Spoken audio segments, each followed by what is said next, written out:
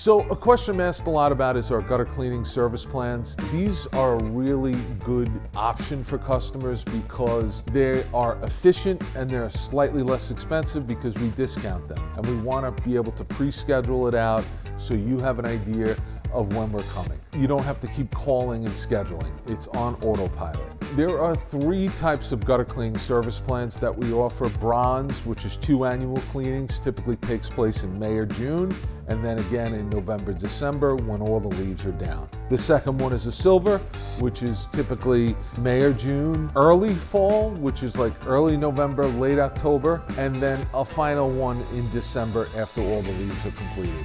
Third one is a gold service plan. Gold is for people that have a lot of trees. Essentially, we're coming every 3 months, March, June, September, December, getting regularly cleaned, flushed, maintained properly.